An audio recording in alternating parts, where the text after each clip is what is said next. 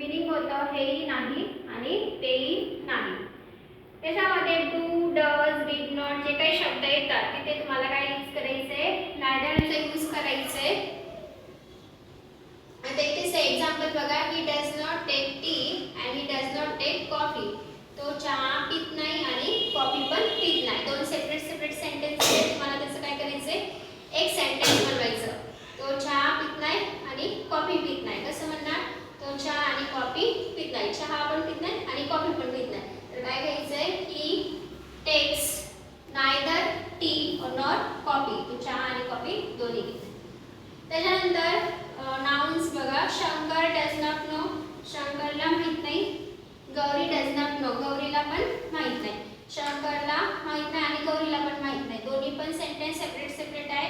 आपण त्याला एक सेंटेन्स बनवायचे. कसं होईल, जेव्हा सब्जेक्ट वेगवेगळे असतात ना, सब्जेक्ट डिफरंट असतो, त्याच्या आधी तुम्हाला नायदरचा यूज करायचा आहे. Neither Shankar nor Gauri no, त्या दोघांना पण माहिती नाही.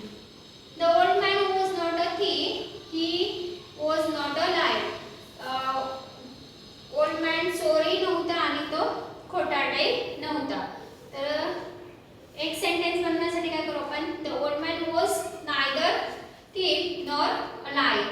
ही जो शब्द काढला होता आणि वॉज रिपीट आले ना, त्याच्या जागी ते नायदर यूज करा. Neither thief nor liar. परत एकच. आता इथे सब्जेक्ट होता द ओल्ड मॅन आणि ही पण त्याच्यासाठी आलं होतं. वॉज पण आपण एकदाच घ्यायचे. वॉज नॉटच्या जागी तुम्हाला नायदरचा यूज करायचा आहे.